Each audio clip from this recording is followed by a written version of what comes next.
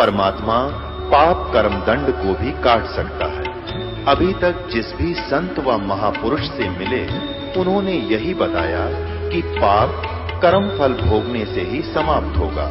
वो प्रभु कौन है जो पाप कर्म को काट देता है, वो काल के बंधन से छुड़वा देता है। उसका क्या नाम है, पूजा की विधि क्या है? कृपया अवश्य सुनिए जगत गुरु तत्वदर्शी संत रामपाल जी महाराज के अमृत वचन। पुण्यात्मा, इस पवित्र सतग्रंथ ने, पवित्र पुराण की 10 पंक्तियों ने 5 कंसेप्ट क्लियर कर दिए, 5 पॉइंट साफ कर दिए। एक तो ये कि ब्रह्मा विष्णु महेश नासवान है, इनकी जन्म मृत्यु होती है। दूसरे, इनकी माता दुर्गा है, देवी दुर्गा जी। तीसरा ये हो गया कि दुर्गा प्रकृति भी कहलाती है। रजगुण ब्रह्मा, सतगुण विष्णु, तमगुण शिव जी। चौथा ये हो गया। और 5वां ये हो गया कि केवल नियमित कार्य ही कर सकते हैं, जिसके जैसे कर्म है वैसा ही इनको दे सकते हैं, इसमें ये कोई परिवर्तन नहीं कर सकते। अब ये तो है स्पष्ट के ब्रह्मा विष्णु महेश नासवान है, इनकी पूजा करेंगे तो हमें कोई लाभ नहीं, हम अमर नहीं हो सकते। गीता जी अध्याय नंबर 18 के श्लोक नंबर 62 में और गीता जी अध्याय नंबर 15 के श्लोक 4 में कहा है, उस संत से परमात्मा के तत्व ज्ञान को समझने के पश्चात परमेश्वर के उस परम पद की खोज करनी चाहिए, जहां जाने के बाद साधक फिर लौटकर कभी संसार में नहीं आते। और जिस परमेश्वर ने सर्व ब्रह्मांडों की रचना की है। और गीता ज्ञानदाता कहता है कि उसी की पूजा करो। ये है 15वें अध्याय का 4थे श्लोक। 18वें अध्याय के 62वें श्लोक में कहा कि अर्जुन, तू सर्वभाव से उस परमेश्वर की शरण में जा, उसकी कृपा से तू परम शांति को और सनातन परम धाम को प्राप्त होगा। इससे सिद्ध है कि गीता ज्ञानदाता से अन्य कोई और परम शक्ति है, जिसकी साधना करने से जन्म और मरण सदा के लिए समाप्त हो जाता है। अपने विषय में गीता ज्ञानदाता कहता है 2 अध्याय के 12वें श्लोक में, 4थे अध्याय के 5वें और 9वें श्लोक में, गीता अध्याय नंबर 10 के श्लोक नंबर 2 में गीता ज्ञानदाता कहता है, मेरे और तेरे अर्जुन बहुत जन्म हो चुके, तू नहीं जानता मैं जानता। तो पुण्यात्माओं, इससे सिद्ध हो गया कि गीता ज्ञानदाता ये ब्रह्म है। 8वें अध्याय के 13वें श्लोक में कहता है, ओम इति एकाक्षरम ब्रह्म व्यवहारन माम अनुसमरण ये प्रियाति तजन देहम सयाति परमाम गतिम। मुझ ब्रह्म का केवल एक ओम मंत्र है, इसका उच्चारण करते हुए ये जो सिमरन करता हुआ शरीर त्याग कर जाता है, वो ओम से मिलने वाली जो परम गति है उसको प्राप्त हो जाता है। ओम से परम गति कौन सी प्राप्त होती है? ब्रह्मलोक प्राप्ति होती है। और ओम नाम ब्रह्म का है। इससे ऊपर 2 परमात्मा और हैं ब्रह्म से ऊपर। इस ब्रह्म को सरपुरुष भी कहते हैं, इसको सरब्रह्म भी कहते हैं, ज्योति निरंजन काल भी कहते हैं। गीता जी अध्याय नंबर 15 के श्लोक नंबर 16 में 2 पुरुष बताए, सरपुरुष और अक्षर पुरुष। सरपुरुष तो ये ब्रह्म है, ये 21 ब्रह्मांड का स्वामी है। और अक्षर पुरुष ये 7 संख ब्रह्मांड का प्रभु है, स्वामी है। और ये दोनों ही नाशवान हैं। इनके अंतर्गत जितने प्राणी हैं वो भी नाशवान हैं। जीवित आत्मा किसी की मरती नहीं, ये विषय अलग है, क्योंकि कुत्ते की भी ना मरती हो तो गधे की भी नहीं मरती। गीता जी अध्याय नंबर 15 के श्लोक नंबर 17 में फिर बताया कि उत्तम पुरुष है तू अन्य परमात्मा इति उदाहरत है। वह श्रेष्ठ परमात्मा तो प्रभु तो कोई और है, पुरुष तो कोई और है। वो 16वें श्लोक में वर्णित दोनों से अलग है, सरपुरुष और अक्षर पुरुष से भी अन्य है। और वही तीनों लोकों में प्रवेश करके सबका धारण पोषण करता है। वो अव्यय ईश्वर है, वो अविनाशी परमात्मा है। तो पुण्यात्मा, गीता अध्याय नंबर 8 के श्लोक नंबर 1 में अर्जुन ने प्रश्न किया गीता ज्ञानदाता से कि आप जी ने अध्याय नंबर 7 के श्लोक 29 में जिस तत्ब्रह्म के विषय में कहा है कि उस तत्ब्रह्म को जानकर जो व्यक्ति जरा और मरण से छूटने का प्रयत्न करते हैं जरा मीन वृद्धावस्था, मरण माने मृत्यु। जरा और मरण केवल सतलोक में जाने से समाप्त होती है, सचखंड में। वहां वृद्धावस्था नहीं है। अपने आत्माओं को हम गहराई से समझेंगे, उसमें बहुत गूढ़ रहस्य है, सांकेतिक शब्द बहुत है। अब जरा मरण क्यों लिखा यहां पर, जन्म मृत्यु क्यों नहीं कहा? जरा मरण का अर्थ है, जरा माने वृद्धावस्था नहीं है वहां पर, तो इसका मतलब सृष्टि है वहां पर जीवन है, जहां के लिए संकेत किया जाता है सनातन परम धाम का। और ये नकली पंथों के संत कहते हैं वहां तो प्रकाश ही प्रकाश है, परमात्मा का नूर ही नूर है, और उस प्रकाश परमात्मा के अंदर आत्मा ऐसे लीन हो जाती है जैसे बूंद समुद्र में। परमात्मा निराकार है, प्रकाश ही प्रकाश है। तो ये है वह लोक वेद दंत कथा नकली पंथ जो काल के बनाए हुए तैयार किए हुए। अब ये सब फ्यूज हो जाएंगे।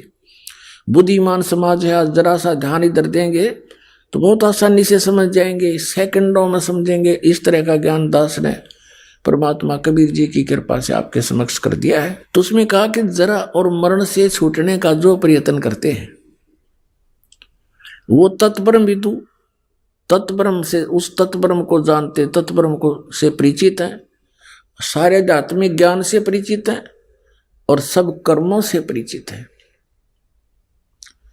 अर्जुन ने 8वें अध्याय के प्रथम मंत्र में पूछा, प्रभु फिर किम तत्परम? ब्रह्मांड का प्रभु है अक्षर पुरुष, अक्षर ब्रह्म, जिसको परब्रह्म भी कहते हैं, और ओवरऑल कंट्रोलर असंख्य ब्रह्मांड का स्वामी है परम अक्षर ब्रह्म, जो गीता अध्याय नंबर 15 के श्लोक नंबर 17 में कहा है, उत्तम पुरुष है तो अन्य है। वो श्रेष्ठ प्रभु तो परमात्मा तो कोई और है, वो परम अक्षर ब्रह्म है, और वही तीनों लोकों में प्रवेश करके सबका धारण पोषण करता है।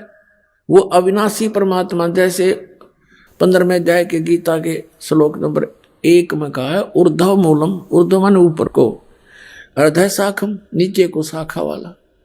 ये उल्टा लटका हुआ संसार रूपी वृक्ष है, और जो संत इसके सभी विभाग बता देगा, जड़ तना डार पत्ते शाखा सवेदवित, वो तत्वदर्शी संत है। तो इसमें स्पष्ट हो गया कि कहते वो तीनों लोकों में प्रवेश करके सबका धारण पोषण भी वो परम अक्षर ब्रह्म ही करता है। वो मूल है सब पूरे विश्व का, असंख्य ब्रह्मांडों का जनक है, सबका पालनहार है।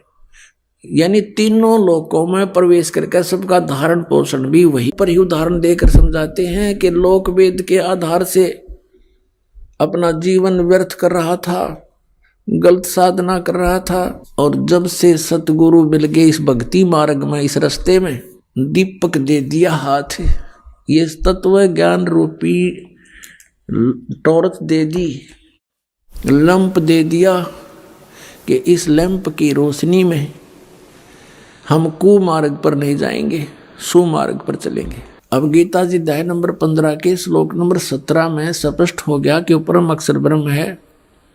गीता जी अध्याय नंबर 15 के 4 में भी स्पष्ट कर दिया है कि उसी की पूजा करो, अन्य की नहीं। ये देखिएगा श्रीमद् भगवत गीता अध्याय 15 का, इसका 1 नंबर श्लोक आपको दिखाते हैं। पंचदशो अध्याय 15वां अध्याय, ऊर्ध्व मूलम अधः शाखम अश्वत्थम प्राहु अव्यम छंदासी यस्य पर्णानि ये तम वेद स वेदवित।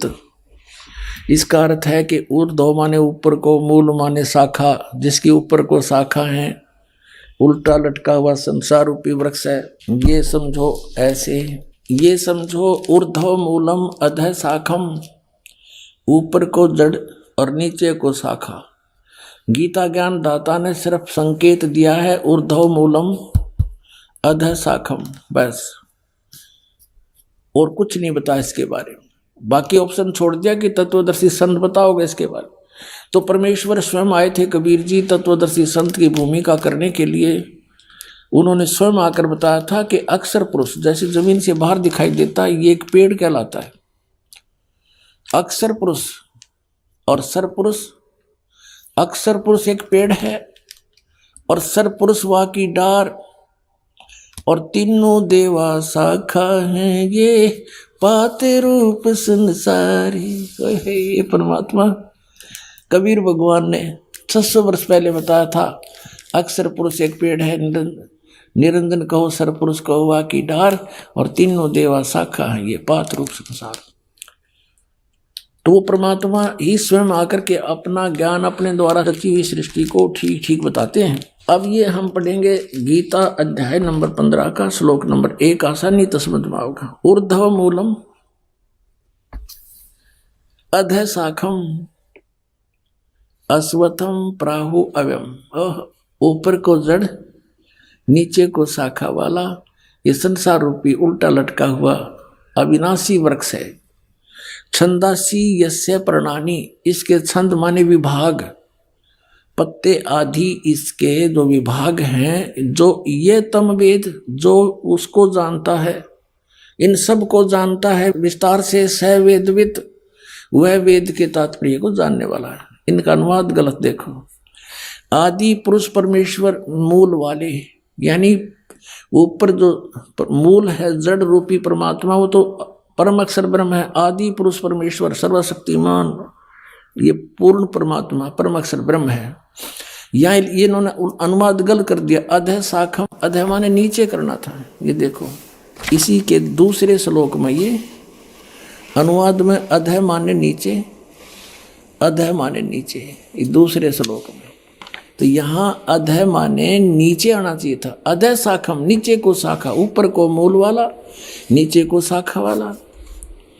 संसार रूपी वृक्ष के अविनाशी कहते हैं, वेद जिसके पत्ते कहे गए हैं। उस संसार वृक्ष को जो पुरुष मूल सहित तत्व से जानता है, यानी जड़ते लेकर पत्तों तक जो बता देता है, स वेदवित, वह वेद के तात्पर्य को जानने वाला, अर्थात वो तत्वदर्शी संत है। अब यहां क्या कहा है, अब हम चौथे में आ जाते हैं कि तत्वदर्शी संत की प्राप्ति के उपरांत गीता अध्याय नंबर 15 का ये श्लोक नंबर 4 है। ये श्लोक नंबर 4 है यहां पर।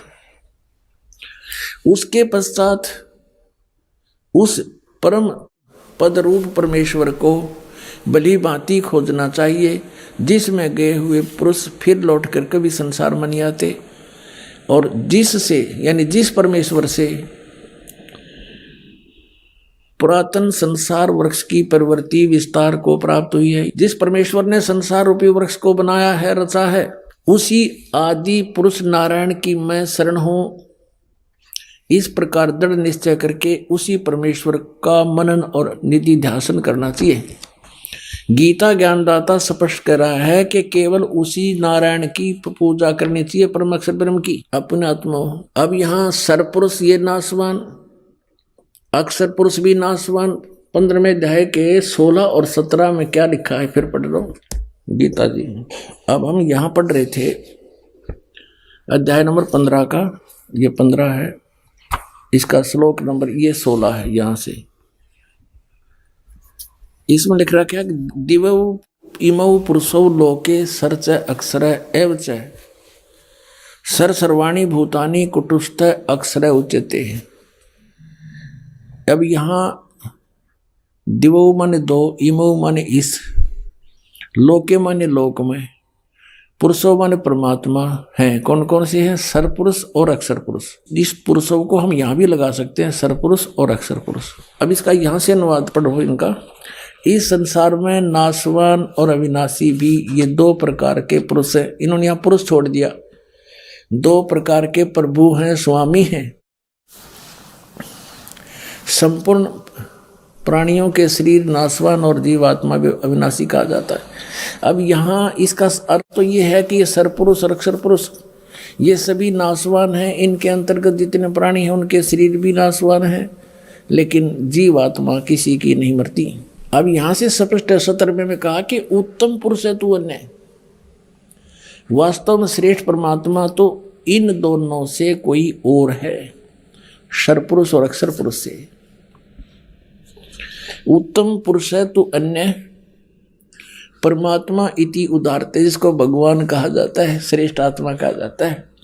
ये लोग तरम आवी से भी भरती, वो अवय ईश्वर है, वो वास्तव में अविनाशी परमेश्वर है, अवय अविनाशी।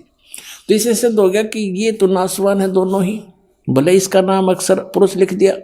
तो अब इसमें थोड़ा सा विचलित हो जाते हैं भक्त, कोई कर सकता है आपको मिसगाइड, कि 15वें अध्याय के 18वें श्लोक में गीता जी में गीता ज्ञानदाता कहता है, क्योंकि मैं नाशवान जड़वर्ग क्षेत्र से तो सर्वथा अतीत हूँ और अविनाशी जीव आत्मा से भी मैं उत्तम हूँ, इसलिए लोक और वेद में पुरुषोत्तम नाम से प्रसिद्ध हूँ। जबकि इसकी मूल संस्कृत देखो कि यस्मात् श्रम अतीत अहम अक्षरात् अपि च उत्तमम अतः अस्मि लोके वेदे, लोक वेद दंत कथा के आधार से मैं पुरुष प्रथित माने प्रसिद्ध हूँ, पुरुषोत्तम प्रसिद्ध हूँ। आई एम नॉट पुरुषोत्तम। मैं किस प्रकार से पुरुषोत्तम प्रसिद्ध हो गया? लोक वेद के आधार से। लोक वेद माने दंत कथा के मेरे अंतर्गत जितने भी प्राणी हैं, वो चाहे जीवात्मा है, चाहे नाशवान शरीर है इनका, चाहे अविनाशी इनकी आत्मा है, इनसे मैं तगड़ा हूं, इनसे श्रेष्ठ हूं, उत्तम हूं। और इसलिए लोक वेद के आधार से, दंत कथा के आधार से मैं पुरुषोत्तम प्रसिद्ध हो रहा हूं। आई एम नॉट पुरुषोत्तम। पुरुषोत्तम तय कोई और है। वो 15वें अध्याय के 17वें श्लोक में स्पष्ट कर दिया। अब हमने उस पुरुषोत्तम की शरण में जाना है, और उस पुरुषोत्तम के पाने का कौन सा मंत्र है? गीता जी अध्याय नंबर 17 के श्लोक नंबर 23 में कहा कि ओम तत्सत इति निर्देश ब्रह्मण त्रिविध समर्थ। ब्रह्मण माने सचिदानंद घन ब्रह्म, यानी परम अक्षर ब्रह्म, उत्तम पुरुषोत्तम। इसके पाने का, सनातन परम धाम में जाने का, सचखंड में निवास स्थान पाने का और जन्म मरण से मोक्ष पाने का कौन सा मंत्र है? 17वें अध्याय के 23वें श्लोक में कहा कि ओम तत्सत इति निर्देश ब्रह्मण त्रिविध समर्थ। उस सच्चिदानंद ब्रह्म ने माने सच्चिदानंद गण ब्रह्म का, परम अक्षर ब्रह्म का पाने का, आदि पुरुष परमेश्वर के पाने का, ये 3 मंत्र के जाप का निर्देश है, नथिंग एल्स। इसके अतिरिक्त कोई भी हरे राम हरे कृष्ण सीताराम राधे श्याम अन्य कोई भी जाप हम करते हैं वो मोक्ष प्राप्ति का नहीं है। तो उसके लिए हमने कौन से मंत्र हैं? ये ओम तत्सत।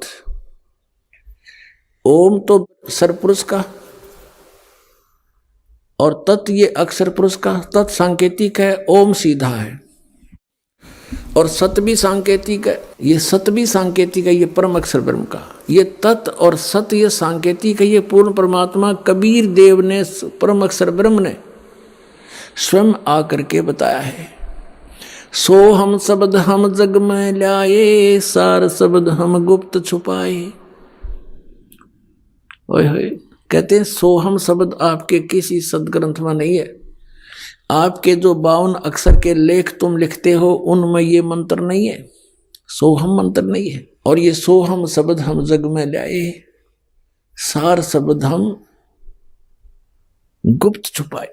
नामा छिपा ओम तारी पीछे, सोहम भेद बिचारी, सार शब्द पाया जदलोई, आवागमन बौड़ ना होई। पुण्यात्मा, हमने परमात्मा को पहचानने के लिए अपने सदग्रंथों का सहयोग ही लेना पड़ेगा। किसी की दंत कथा पर विश्वास नहीं करना। परमात्मा के क्या गुण है, वो क्या लीला करता है, ये हमारे पवित्र सदग्रंथ, पवित्र वेद बताते हैं। कबीर परमेश्वर ने कहा है कि वेद मेरा भेद है, मैं ना वेदन के माही, और जौन वेद से मैं मिलूं वो वेद जानते नहीं। वेदों में भेद है परमात्मा का कि वो कबीर परमात्मा है और वो सतलोक में रहता है, ऊपर तीसरे मुक्ति धाम में, सचखंड में।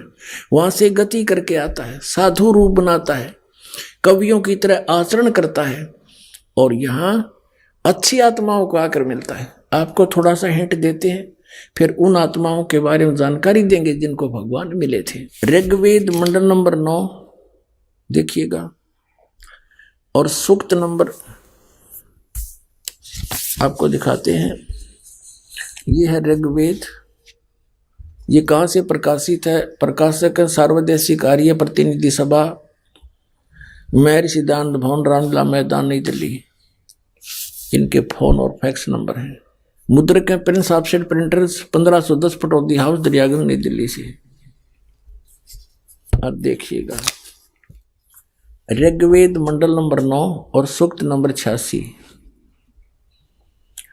और मंत्र नंबर 26 में इसमें क्या कहा है कि यज्ञ करने वाले यजमानों के लिए परमात्मा, यज्ञ माने धार्मिक अनुष्ठान करने वाले यजमानों माने भक्तों के लिए परमात्मा, सब रास्तों को सुगम करता हुआ, उनके विघ्नों को, उनके संकटों को मर्दन करता है, नाश करता है, उनको पवित्र करता हुआ और अपने रूप को सरल करता हुआ, वह कांति में परमात्मा। इन्होंने यहाँ क्या कर दिया, ये यहाँ शब्द है कबीर, हम इसको कबीर बोले, कबीर वह बोलते हैं, वह को, वेदों को हम वेद बोलते हैं अपनी लोकल लैंग्वेज में पूरे भारत में। अब यहाँ इन्होंने कवि जो ऐसे अवसर लगा के इसका अर्थ कर दिया सर्वज्ञ, या तो इसका कवि लिखते, कवि काव्यकार, लेकिन काव्यकार का यहाँ प्रसंग नहीं, तो इसका अर्थ सर्वज्ञ नहीं कर सकते। भले इसका अर्थ कवि कर दो, लेकिन वो उस परमात्मा को हम, जैसे ये यजुर्वेद है, आपको दिखाते हैं। अब जैसे ये यजुर्वेद है, अब इसके 2 बिंदी यहाँ लगा दे तो, और इसका अलग अलग करें तो भी यजुर्वेद ही है। ये देखिए, इसमें प्रकाशक है सार्वदेशिक आर्य प्रतिनिधि सभा, 2/5, महर्षि दयानंद भवन, रामलीला मैदान, नई दिल्ली। इसमें आपको दिखाते हैं 36 में, इनके 36वें अध्याय में, यह है 36वां अध्याय, 6300 अध्याय। 36वें अध्याय के प्रथम मंत्र में क्या लिखा है? रेचम वाचम परपदे मनो यजु परपदे। ये यजु शब्द है, इसका अनुवाद महर्षि दयानंद ने किया है। यहां देखो, ये बिल्कुल ठीक रहा, ये यजुर्वेद लिख दिया। बस सीधी सी बात है कि ये यजुर्वेद की महिमा गाई जा रही है, और यहां इस यजु का अर्थ कर दे। जैसे कवि का अर्थ इन्होंने सर्वज्ञ कर दिया, कवि कोई भी सर्वज्ञ नहीं होता। जैसे इन्होंने ऋग्वेद में इस कवि का अर्थ सर्वज्ञ कर दिया। अब कवि कोई सर्वज्ञ नहीं होता, यहां लिखना चाहिए था कबीर देव। जैसे यजु, अगर यजु का अर्थ कर देते वहां पर, तो कैसे समझेंगे कि किसके बारे में कहा जा रहा है? यजुर्वेद के बारे में। अब जैसे यहां इन्होंने ठीक किया है, ये यजुर्वेद में, अब हम यजुर्वेद आपको दिखा रहे हैं सिर्फ ये कंसेप्ट क्लियर करने के लिए कि जैसे इस महर्षि दयानंद ने यजु का अर्थ यजुर्वेद कर दिया, बहुत अच्छा किया। अगर इसका यहाँ कोई अनुवाद करके अड़ंगा कर दे तो कैसे समझेंगे कि यजुर्वेद के बारे में जानकारी है? ठीक इसी प्रकार अब हम फिर आते हैं अपने ऋग्वेद पर। हम आते हैं अपने ऋग्वेद पर, जो आपको पहले दिखाया था। ये भी आर्य प्रतिनिधि सभा से ही प्रकाशित है। ये ऋग्वेद यहाँ से प्रकाशित है, ये भी आपको दिखाया था। ये इसके मुद्रक हैं, ये ऋग्वेद है। अब हम इसके वो पढ़ रहे हैं ऋग्वेद मंडल नंबर 9 सूक्त 86 मंत्र 26 पढ़ रहे हैं। 26 इसमें आप पढ़ लिया कि यज्ञ करने वाले यजमानों के लिए, यानी साधना करने वाले, धार्मिक अनुष्ठान करने वाले भक्तों के लिए परमात्मा सब रास्तों को सुगम करता हुआ और उनके विघ्नों को मर्दन करता है, नाश करता है, और अपने रूप को सरल करता हुआ, क्योंकि सतलोक में परमात्मा साकार है, सहशरीर है, सतलोक में रहता है। वहाँ उसके एक रोमकूप में करोड़ सूर्य करोड़ चंद्रमा मिला दी, इतनी शोभा है। तो एज इट इज भगवान यहाँ आ जाता हम देख नहीं सकते, इसलिए अपने रूप को सरल करता हुआ, हल्का तेज पुंज का बनाकर वह कांति में परमात्मा सर्वज्ञ नहीं लिखना था, वो कबीर देव लिख दो यहाँ पर। कबीर देव, हम कबीर देव कहने लगे, कबीर देव, देव न साहब कह लो, भगवान कहो, हम उसको कबीर साहब कहते हैं। कबीर साहब, यहाँ कबीर देव लिख दे। विद्युत के समान क्रीड़ा करता हुआ, वर्णीय पुरुष अच्छी आत्मा को प्राप्त होता है। अब देखना 27वें मंत्र में, ऋग्वेद मंडल नंबर 9 सूक्त नंबर 86 मंत्र नंबर 27 में हम आगे। इसमें लिखा कि जो परमात्मा ध्रुवलोक के तीसरे पृष्ठ पर विराजमान है, वहां ऊपर रहता है तीसरे लोक में। अब ये कंसेप्ट क्लियर हो जाएगा कि वो परमात्मा कौन है, कबीर देव है, वो क्या करता है, अच्छी आत्माओं को मिलता है आकर के। देखो फिर आगे देखते हैं, ऋग्वेद मंडल नंबर 9 सूक्त 82 का और मंत्र नंबर हम नीचे लेते हैं 1। इसमें क्या किया है कि सर्व उत्पादक प्रभु, सबकी रचना करने वाला, सबको उत्पन्न करने वाला परमात्मा, प्रकाश रूप, सद्गुणों की वृष्टि करने वाला, पापों को हरण करने वाला, वह राजा के समान, राजा के, देखो ये 269 पे पढ़ा हमने ना, कोई नकली नो कह देगा और पृष्ठ दिखा दिया होगा। ये 270 पे आ गए। पीछे लिखा था राजा के समान दर्शनीय है, देखने जोगा है, साकार है भगवान, वहां विराजमान है ऊपर के लोक में। वह पृथ्वी आदि लोकांतरों के चारों ओर शब्दमान हो रहा है। इसका अर्थ ये है कि वो पृथ्वी पर आकर ऊंचे स्वर में आवाज लगाकर ज्ञान देता है। फिर भी वह वर्णीय पुरुष को, वह श्रेष्ठ व्यक्ति को, श्रेष्ठ आत्मा को, जो दृढ़ भक्त है, उसको पवित्र करता हुआ प्राप्त होता है। उसको मिलता है, कैसे मिलता है कि जिस प्रकार विद्युत आकाशीय बिजली सने वाले स्थानों को आधार बनाकर प्राप्त होती है, उसी प्रकार परमात्मा प्राप्त होता है। अब देखो उद्देश्य क्या लेकर आता है, या देखो फिर ऋग्वेद मंडल नंबर 9 सूक्त 82 का मंत्र नंबर हम 2 पढ़ रहे हैं। पहला पढ़ लिया, हे परमात्मन, उपदेश करने की इच्छा से आप, ज्ञान देने की इच्छा से आप महापुरुषों को प्राप्त होते हो। ओहो, महापुरुषों को प्राप्त होते हो, अच्छी आत्मा को प्राप्त होते हो, और आप अत्यंत गतिशील पदार्थ के समान हमारे आध्यात्मिक यज्ञ को प्राप्त होते हैं। आप, या फिर लिख दिया सर्वज्ञ, यह लिखना था आप कबीर देव हैं, आप कबीर साहब हैं और शुद्ध स्वरूप हैं। हमारे पापों को दूर करके हे अमर परमात्मा, हे सोम, हमको सुख दे। अब ये सिद्ध हो गया कि वो परमात्मा सतलोक से चलकर आता है और यहाँ ज्ञान देने के उद्देश्य से वो अच्छी आत्माओं को मिलता, जो दृढ़ भक्त हैं, अत्यंत गतिशील पदार्थ के समान एकदम नीचे आते हैं। अब वो श्रेष्ठ आत्माओं को कैसे मिलते हैं, जैसे विद्युत बिजली किसी धातु विशेष पर आकर गिरती है। जैसे पहले कांसी धातु होती थी, कांसी, और उसकी थाली बेले होते थे। वर्षा के दिनों में जब बिजली कड़कती थी, हमारी दादी जी कहा करती थी कि इन थाली और बेलों को अंदर रख लो, बिजली कांसी की धातु पर अमूमन गिरती है। तो पुण्यात्माओं, वो परमात्मा उन्हीं महापुरुषों को मिलते हैं जो उनके कार्य को आगे सफल बनाने में सहयोग दें। पूरे विश्व के सामने डट जा खड़े होकर के मुझे नहीं मुचकाए, वो दृढ़ भक्त होते हैं। उनमें से कौन कौन है जिनको मिले? आदरणीय धर्मदास साहिब जी, आदरणीय मुल्कदास साहिब जी, आदरणीय नानक साहिब जी, आदरणीय दादू साहिब जी, आदरणीय गरीबदास साहिब जी, गांव छुड़ानी, जिला दद्दर हरियाणा वाले, आदरणीय गीसा दास जी, गांव खेखड़ा, जिला मेरठ, उत्तर प्रदेश वाले। इन महापुरुषों को परमात्मा आकर मिले। वेद बताता है वो ऐसे आते हैं, अच्छी आत्माओं को मिलते हैं, उनको ज्ञान देते हैं, ज्ञान उपदेश करते हैं, तत्व ज्ञान बताते हैं। और वो कैसी लीला करते हैं देखना, वो कवियों की तरह आचरण करते हैं। 9वें अध्याय का ऋग्वेद मंडल नंबर 9 और सूक्त 94 का मंत्र 1 दिखाते हैं आपको।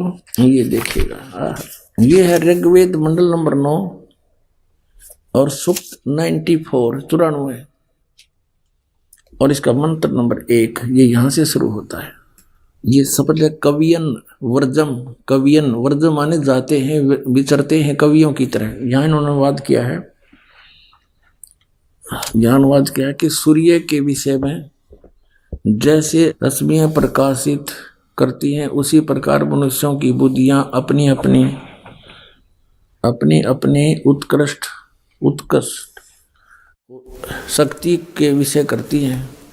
जिस परमात्मा में सर्वोपरि बलों के समान शुभ बल है, वह परमात्मा कर्मों का अध्यक्ष होता हुआ, सबको पवित्र करता हुआ, कवियों की तरह आचरण करता हुआ, है कवियों की तरह आचरण करता हुआ, वर्जम माने विचरता है, ये अड़ंगा डाल दिया, वर्जम माने जाता है, घूमता फिरता है। वो परमात्मा किन किन महापुरुषों को मिले, अभी आपको बताया था। आदरणीय धर्मदास साहिब जी, हिंदू धर्म के जो लोक वेद के आधार पर ज्ञान प्राप्त, उस पर इतना आरूढ़ था कि बहुत समय तक परमात्मा के ज्ञान को स्वीकार नहीं किया। बहुत से प्रश्नोत्तरी की, तब जाकर वो बात समझ में आई। आदरणीय धर्मदास साहिब जी को परमात्मा मथुरा में मिले। मथुरा में वहां स्नान करने के लिए तीर्थों पर भ्रमण कर रहे थे। जैसा भी लोक वेद सुना हुआ था, रूपदास नाम के उनके गुरुजी से 68 तीर्थ, हरे राम हरे कृष्ण सीताराम राधे श्याम राधे राधे श्याम मिला दे, इस तरह के मंत्र बता रखे थे। और एकादशी का व्रत, 68 तीर्थों की यात्रा कर ले बेटा, तू स्वर्ग में चला जाएगा। रूपदास जी ने ऐसा गाइड कर रखा था उस प्यारी आत्मा आदरणीय धर्मदास साहिब जी को। भगत धर्मदास जी मथुरा में गए हुए थे। वहां एक जिंदा महात्मा का रूप बनाकर के धर्मदास जी को मिले। धर्मदास जी से जाकर कहा, हे महात्मा जी, क्योंकि धर्मदास जी ने वेशभूषा बना रखी थी, एक महात्मा जैसा लगे था, माथे में तिलक ला रखा, कंठी पहन रखी। जाकर परमात्मा ने कहा, हे महात्मा जी, मैं भटक रहा हूं भगवान के लिए, मुझे कहीं रास्ता नहीं मिला। बहुत से गुरु बनाए हैं, बहुत से संतों से मिला हूं, मेरी संतुष्टि नहीं हुई, लेकिन ऐसा लगता है जैसे आपसे मुझे कुछ राहत मिलेगी। आप ये क्या पढ़ रहे थे? क्योंकि उसमें धर्मदास जी गीता जी का नित्य पाठ किया करता था। धर्मदास जी ने कहा कि मैंने गीता का पाठ किया है, हमारी एक पवित्र शास्त्र है ये। और जिंदा महात्मा मुसलमानों के अंदर एक फकीर होते हैं जो ऊपर से एक टोपा पहनते हैं काला सा, और एक ओवरकोट पहनते हैं काला ही, घुटनों से काफी नीचे तक एक कच्छा पहनते हैं। तो ऐसी वेशभूषा वाले को जिंदा महात्मा कहते हैं। तो कहा, हे महात्मा जी, मुझे ज्ञान बता दो, मैं तो भटक रहा हूं। धर्मदास जी ने कहा था कि आप पहले गुरु बनाओ, गुरु के बिना मोक्ष नहीं होता। तो कबीर परमेश्वर जी ने कहा कि गुरु तो मैं बनाऊंगा, लेकिन मेरी शंका का समाधान हो, और आपको बना लूंगा गुरु में, पहले को तो पहले बना लेता हूं, लेकिन शंका समाधान अवश्य चाहूंगा। धर्मदास साहिब जी ने कहा कि नहीं, गुरु जी तो मैं नहीं बन सकता, क्योंकि मुझे आदेश नहीं गुरु बनने का। आपको मैं अपने गुरु जी से नाम दिला दूंगा, बड़े पहुंचे हुए महात्मा है। तो परमात्मा ने उससे एक प्रश्न किया कि आप क्या नाम जाप करते हो? धर्मदास जी ने कहा कि हरे कृष्ण हरे राम, राम राम हरे हरे, कृष्ण कृष्ण हरे हरे, राधे श्याम राधे राधे श्याम मिला दे। ओम नमः शिवाय, ओम भगवते वासुदेव नमः। तो परमात्मा ने कहा कि आप गीता जी को पढ़ते हो? कहा जी। क्या गीता जी में ये मंत्र हैं? ना जी, ना जी। फिर आप इन जाप कहां से क्यों कर रहे हो? 16वें अध्याय के 23वें श्लोक में लिखा, शास्त्रीय विधि को त्याग कर जो मनमाना आचरण करते हैं उनको कोई लाभ नहीं होता, ना उनका मोक्ष होता, ना उनको परम गति प्राप्त होती, ना कोई सुख होता। फिर किस लिए कर रहे हो? आइए अब हम उन श्रद्धालुओं के अनुभव जानते हैं जो जगत गुरु तत्वदर्शी संत रामपाल जी महाराज जी से दीक्षा प्राप्त कर चुके हैं तथा उनके द्वारा बताए गए भक्ति मार्ग पर चल रहे हैं। नमस्कार सर। नमस्कार सर। सर क्या नाम है आपका? मेरा नाम रोमित कुमार साहू है। मैं भिलाई, जिला दुर्ग, छत्तीसगढ़ से आया हूँ। रोमित कुमार जी, संत रामपाल जी महाराज से आप कब जुड़े? बंदी छोड़ जगत गुरु तत्वदर्शी संत रामपाल जी महाराज जी ने मुझे अपनी शरण में 12 फरवरी 2013 में लिया था। रोमित कुमार जी क्या काम करते हैं आप? Sir currently I am working as assistant professor at university and मैं एक रिसर्च स्कॉलर भी हूँ। गवर्नमेंट यूनिवर्सिटी से मेरी PhD वर्क भी चल रही है। सर संत रामपाल जी महाराज से नाम दीक्षा लेने से पहले आप क्या भक्ति साधनाएं करते थे?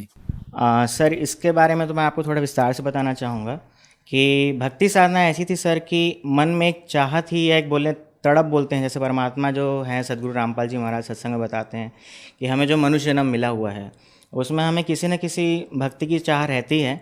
तो उसी के तहत कहिए जो हम भक्ति करते थे, तो हमारे घर में हम कबीरपंथ से बिलोंग करते थे, तो वहाँ पे दामाखेड़ा वाले भी हो गए, अभिलाष दास जी जो पार्किसन जिनको बोलते हैं, उनसे भी हमारे घर में आना जाना रहता था, हमारे घर में वो रुकते थे। तो मैं ये सोचता था कि यार ऐसी भक्ति कैसे हो सकती है जिसमें हमें मोक्ष मिलेगा। तो सर इसी चक्कर में मेरी मम्मी, हमारे घर में बहुत अच्छा भक्ति का माहौल था, मेरे पिताजी भी थे, मेरी माता जी, हम लोग हर हफ्ते आस्था चैनल ये सब में कोई भी भागवत कथा आती थी उसको भी सुनते थे। देवकीनंदन ठाकुर जी हो गए, किरीट महाराज जी हो गए, मोरारी बापू जी की राम कथा हो गई। तो ये सब सुनने के साथ हमको ये तो पता चलता था कि कोई एक ऐसी स्थान है, शाश्वत स्थान है जहाँ पे हम पहुँच सकते हैं, जिसके बाद इस 84 लाख योनियों से हम मुक्ति पा सकते हैं। तो वो मुक्ति कैसे मिलेगी? इसी फेर में सर हमारे साथ ऐसा हुआ कि हमारे एक फूफा जी हैं, वो उन्होंने बताया कि आसाराम बापू जी रायपुर में आ रहे हैं, नाम दीक्षा सेंटर है, मतलब वहाँ पे एक विधि होगी, उसके हिसाब से बच्चे और सभी लोगों को नाम मिलता है। तो सर वहाँ पे हमको सरस्वती मंत्र मिला, क्योंकि वो एक ऑप्शन दे देते हैं, 7 मंत्र रहते हैं जिसमें आप कोई भी एक मंत्र चूज़ कर सकते हैं। तो मैंने उनकी भी साधना की, 3 साल 3.5 साल हुए, उसको भी मैंने साधना की। उसके बाद मैं फिर दादा भगवान फाउंडेशन है जो अहमदाबाद में है, वहाँ पे निरुमा है और दीपक भाई हैं, उनसे भी हमने वहाँ से भी ज्ञान लिया, वहाँ पे मैंने किया 2-2.5 साल। बट सर वो जो एक अल्टीमेट क्वेश्चन था ना कि मोक्ष कैसे मिलेगा, उन्होंने ये तो बता दिया कि हम जगत में कैसे रहें, जगत में हमें कैसा व्यवहार करना चाहिए, वो तो हमें समझा चुके थे, पर हमें ये समझ में नहीं आ रहा था कि हम एक्चुअली करें क्या जिससे हमें मोक्ष मिल जाए। तो सर ये तो था, ये मेरा साइड बाय साइड चल रहा था, बट मन में ऐसा लगता था कि नहीं, मुझे हनुमान जी भी पसंद थे तो मैं उनकी भी भक्ति करता था। ऐसा नहीं कि मैं सिर्फ अट्रैक्ट था, मुझे लगता था कि नहीं, मुझे कुछ ना कुछ तो करना है। और इसी चक्कर में मैं, मतलब आप समझ लीजिए कि मैं सोमवार को शिव जी के भी व्रत रख लेता था, कभी कभी एकादशी आया तो कृष्ण जी के भी रख लेता था, मंगलवार तो फिक्स था हनुमान जी के नाम से, और गुरुवार को साईं बाबा के यहाँ, मतलब कॉलेज से जैसे ही मैं घर आता था तो शाम वाली आरती या सुबह वाली आरती मैं अटेंड करता था। और वहाँ मेरी एक प्रैक्टिस थी कि वहाँ जो गर्भगृह होता है वहाँ पे मैं बैठ जाता था साधना लगाने के लिए, कि अगर आप हैं मालिक, मतलब आप कहीं भी हैं इस दुनिया में, कहीं भी हैं, तो मैं इतना भटक रहा हूँ, मतलब मेरे को क्वेश्चन का आंसर क्यों नहीं मिल रहा है, मतलब मैं बचपन से हूँ, कोई विकार भी नहीं दे रखे हैं, जबकि मैं उस टाइम इंजीनियरिंग का स्टूडेंट भी था। तो ऐसे ही करते करते मैंने साधना की, और एक दिन ऐसा आया कि जब मैं इंजीनियरिंग के वर्ष में जब पढ़ाई कर रहा था, तो मेरी माता जी को 6 महीने हुए थे, साधना चैनल में उन्होंने सत्संग देखना प्रारंभ किया था जगत गुरु तत्वदर्शी संत रामपाल जी महाराज जी के। तो मेरी मम्मी ने बताया कि बेटा एक ऐसा सत्संग भी आ रहा है जिसमें वो पुस्तक खोल खोल के बता रहे हैं, शास्त्रों से भी, उससे भी, सदगुरु रामपाल जी महाराज। यहाँ मैं बताना चाहूँगा कि जो मैं परमात्मा बोल रहा हूँ वो कबीर साहब जी के रूप में वर्तमान समय में जगत गुरु तत्वदर्शी संत रामपाल जी महाराज जी आए हुए हैं। उन्हीं की दया से मैंने वो सत्संग सुना। उस समय मैं ज़्यादा, मतलब उनसे अट्रैक्ट नहीं हुआ था, मतलब मुझे उतना इंटरेस्ट नहीं आया था। तो हुआ क्या कि मम्मी ने मुझे बताया, बेटा देखो तुम इतनी व्रत साधना करते हो, तो इसमें लिखा है कि अध्याय 6 के श्लोक नंबर 16 में बताया है कि व्रत उपास नहीं करना चाहिए। और गुरुजी का मैंने सत्संग सुना तो उसमें मैंने देखा कि वो बोलते हैं कि अगर आप व्रत उपास करते हो, अगर किसी के पिताजी हैं, तो क्यों चाहेगा कि उनका बेटा भूखे रहे, नंगे पाँव पहाड़ी चढ़े, कठोर साधना करे? तो ऐसा कोई पिताजी नहीं चाहेगा। मैं बोला बात तो एकदम सही है। अट्रैक्ट किया मुझे ये पॉइंट कि भाई व्रत उपास भी करना जरूरी नहीं है, उसके बगैर भी भक्ति हो सकती है। फिर उन्होंने, सर ऐसा हुआ कि एक प्रमाण क्या, हम तो एक प्रमाण सोचते हैं और किसी के पीछे चल देते हैं, उन्होंने तो 100 प्रमाण दे के रखे हुए हैं। तो सर ऐसा करते हुए क्या होता है कि एक दिन हमारी मम्मी ने ऑर्डर कर दिया SMS करके ज्ञान गंगा पुस्तक घर में आती है, और संयोग ऐसा बनता है सर कि मैं ऐसे तो पुस्तक पढ़ता नहीं था क्योंकि मैं एक एवरेज स्टूडेंट था, बट मैंने सिर्फ उसकी भूमिका पढ़ी और उसमें एक सृष्टि रचना है पृष्ठ नंबर 22 में।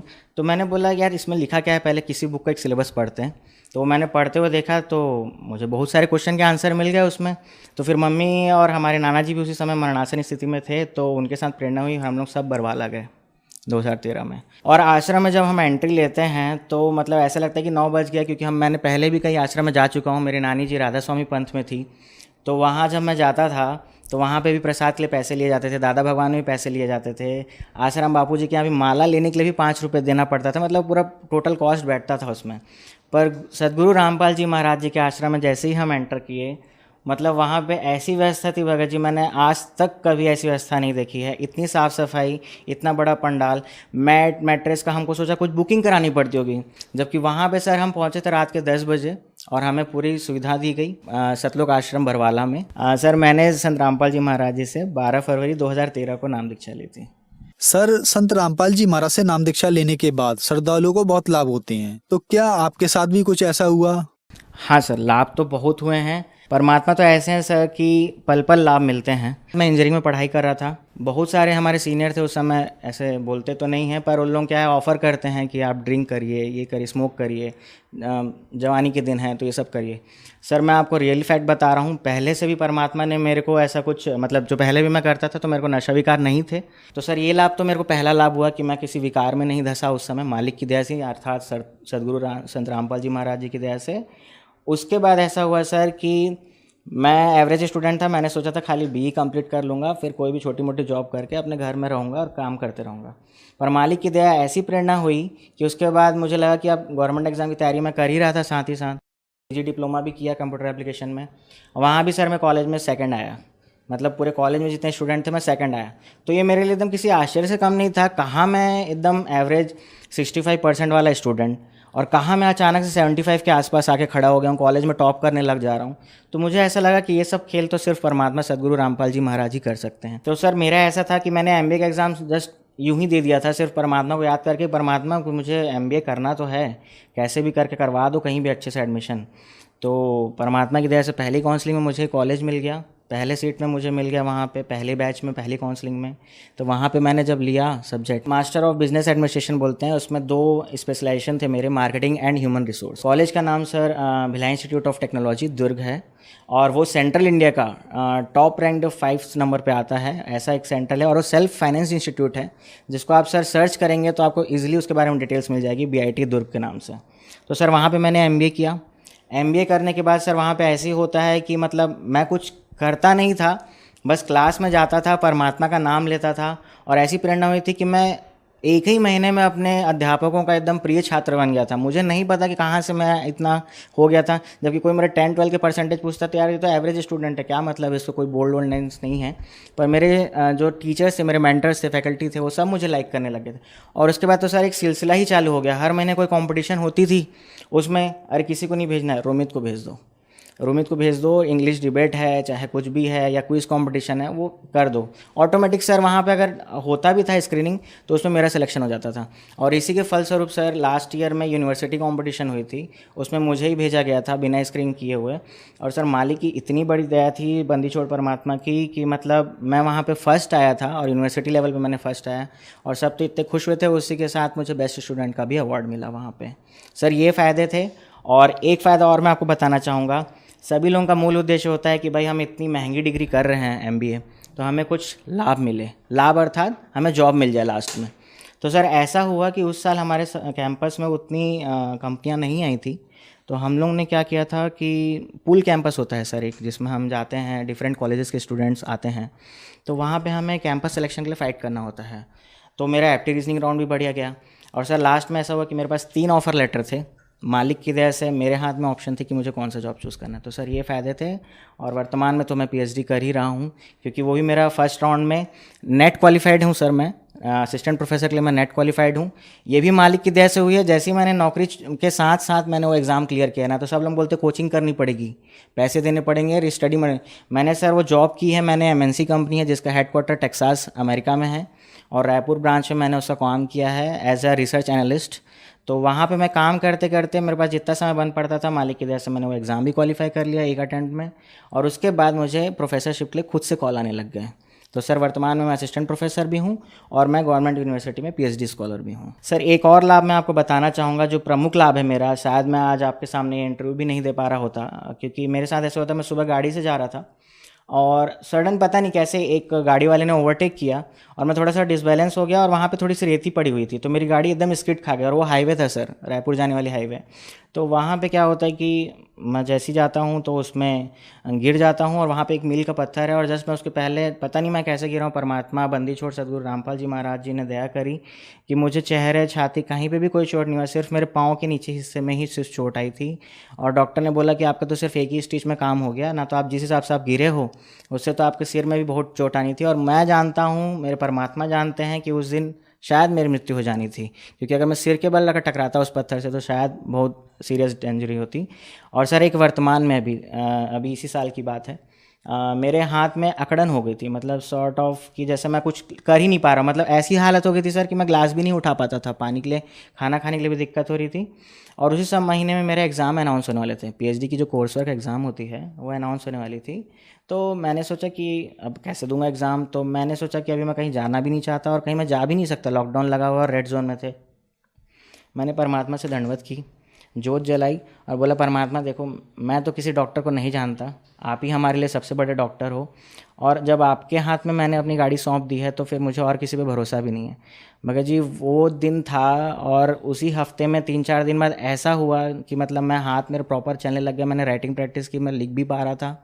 और उसके अगले हफ्ते क्या होता है कि वो एग्ज़ाम भी पोस्टपोन हो जाता है। संत रामपाल जी महाराज जी ने मुझे फिट भी कर दिया और बाद में फिर वो भी हो गया। रोमित जी, आप एक हाईली क्वालिफाइड पर्सन हैं और संत रामपाल जी महाराज ने आपको सभी धर्मों के धर्म ग्रंथों में प्रमाणित करके बताया कि भगवान कौन है। लेकिन अभी भी बहुत सारे पढ़े लिखे लोग जिनका अपार जनसमूह है जो संत रामपाल जी महाराज से नहीं जुड़ रहे हैं, तो उसमें क्या कारण है? क्या वह जुड़ना नहीं चाह रहे या वह समझ नहीं पा रहे हैं? क्या कारण है? लोगों का क्या है ना सर कि हम एक चीज़ को सुनते हैं और उसके बाद लगता है कि नहीं यार ये जो चीज़ हारी है यही सही है। अगर कोई 100 लोग आके उसी चीज़ को बोल देना तो आदमी उसको सच मानने लग जाता है। तो सर एक ही मीडिया कर्मी है, जैसे कि अभी आप लोग बता रहे हैं, आप लोग एक अच्छा काम कर रहे हैं कि जो आप लोग समाज को बता रहे हैं कि भाई ये एक सदमार्ग है, वही कुछ मीडिया वाले कुछ चंद पैसों के लिए अपने जो उनका मूल कर्तव्य है उससे वो भटक जाते हैं। तो सर सदगुरु रामपाल जी महाराज तो आज इतनी व्यवस्था कर रखी है उन्होंने, विदेश भर में देश भर में इतने नामदान सेंटर थे, एक आश्रम बंद हुआ सर। आज आपको बताते हुए मुझे बहुत खुशी हो रही है कि 600 से ज़्यादा नामदान सेंटर हैं जो ऑल ओवर इंडिया में फैले हुए हैं, नॉर्थ से लेकर साउथ तक। तो सर मुझे नहीं लगता कि गुरुजी का ज्ञान अभी फैल नहीं रहा है। संगत पहले जितनी थी उससे अभी करोड़ से ज़्यादा संगत हो गई है। समाज सुधार के अनेकों कार्य हो रहे हैं, रक्तदान हो गया, दहेज भ्रूण हत्या हो गई, इतने सारे जो काम है जिसको समाज में सरकार द्वारा भी नहीं स्थापित कर पा रहे थे, जिसको नहीं निराकरण कर पा रहे थे, वो सदगुरु रामपाल जी महाराज ने अपने ज्ञान के माध्यम से ही दूर करने का बीड़ा उठाया है और उसमें वो काफ़ी हद तक अभी सफल हो रहे हैं। और ख़ासकर उनके जो भी शिष्य हैं जो उनसे नाम दीक्षा लिए हैं वो तो कभी भी कोई नशा विकार में लिप्त नहीं रहेंगे। अगर कोई नशा विकार में लिप्त है तो उनका शिष्य नहीं है। और अगर वो जो भी है दहेज, मतलब 17 मिनट में मात्र गुरुवाणी से हमारे यहाँ विवाह संस्कार हो जाते हैं। परमात्मा ज्ञान तो सर जी पहुँच रहा है, निश्चित रूप से पहुँच रहा है और इसको कोई रोक भी नहीं सकता, ऐसे परमात्मा कहते हैं। रोमित जी, जो दर्शक आज आपको देख रहे हैं, खासकर युवा पीढ़ी को आप क्या कहना चाहेंगे? सर संदेश जो है वो तो सिर्फ परमात्मा देते हैं, मैं तो सिर्फ उनका दास हूँ, कुत्ता हूँ बस उनकी तरफ से। तो मैं बस हाथ जोड़ के इतना करबद्ध निवेदन करता हूँ आप सभी से कि मेरे ही कुछ दोस्तों ने कहा था मुझे कि रोमित ये जो उम्र है, मतलब जो इसमें हम लोग जी रहे हैं अभी, ये सिर्फ मौज मस्ती करने के लिए है, भक्ति तो हम लोग बुढ़ापे में देखेंगे। तो बुढ़ापे में देखेंगे ऐसा बोलते थे, बट हम लोग क्योंकि भागवत कथा भी सुनते थे, जो भी चीज़ था तो उसमें बोलता है कि कोई उम्र नहीं होती। यजुर्वेद में भी लिखा है कि 3 वर्ष के बच्चे को भी नाम दीक्षा दिला के उसको भी भक्ति साधना में लगा देना चाहिए। तो सर मेरा ये संदेश है युवा वर्ग से कि एक बार निष्पक्ष भाव से हाथ जोड़ की विनती है आपसे कि एक बार आप कृपया करके 2 पुस्तकें हैं जो आपको कहीं भी इजीली अवेलेबल हो जाएंगी, ज्ञान गंगा और जीने की राह। जिस भी लैंग्वेज में आपको मंगाना है, 18 डिफरेंट लैंग्वेजेस में वो बुक अवेलेबल है। ज्ञान गंगा, जीने की राह आपको हिंदी और इंग्लिश में मिल जाएगी और वो आप इजीली डाउनलोड कर सकते हैं। जगत गुरु संत रामपाल जी महाराज, आप जैसे गूगल में टाइप करेंगे आपको उनकी वेबसाइट दिखेगी फर्स्ट में, आप उसमें जाके विजिट करके डाउनलोड सेक्शन में डाउनलोड भी कर सकते हैं। तो मेरा सिर्फ यही है, क्योंकि मुझे भी जब पहली बार मैंने सुना था तो थोड़ा सा धक्का लगा था, बट पढ़ा मैंने और बाद में जाना, तब जाके मैंने इस भक्ति किया। संत रामपाल जी महाराज से नाम दीक्षा कैसे ली जा सकती है? सर नाम दीक्षा लेना बहुत ही ईजी है और it's not difficult to take this नाम Diksha because in India various centres across 500 plus centres, वहाँ पे आप जाके कॉन्टैक्ट नंबर है सर, जिस भी चैनल में आप देखेंगे 13 चैनल में आते हैं, नीचे एक येलो लाइन फ्लैश हो रही होगी, उसमें आपको डिफरेंट कॉन्टैक्ट नंबर दिखेंगे। उस कॉन्टैक्ट नंबर में आप अपने एरिया का पिन कोड और अपना एरिया बताइए, वहाँ के जो नियरेस्ट नाम दीक्षा सेंटर होगा वो उसका आपका एड्रेस वहाँ के कोऑर्डिनेटर आपको दे देंगे। और अगर पॉसिबल हुआ, जैसे कि अभी कोरोना कोविड भी चल रहा है, तो वो आपको आके काउंसलिंग करके आपको इजीली स्टेप भी बता देंगे। तो सर ये चीज़ है। दूसरा, आप किसी भी सोशल मीडिया प्लेटफॉर्म में जुड़े हों, फेसबुक, ट्विटर, लिंक्डइन हो गया, या फिर आपका ये जो इंस्टा हो गई, जितने भी हम ऐप यूज़ करते हैं उसमें भी आप जाके इनके संत रामपाल जी महाराज जी का ट्वीट करेंगे तो वहाँ पे आपको डिफरेंट चैनल मिलेंगे, सत्संग मिलेंगे, उसके थ्रू भी आप नाम दीक्षा के लिए अप्रोच कर सकते हैं। धन्यवाद सर। धन्यवाद।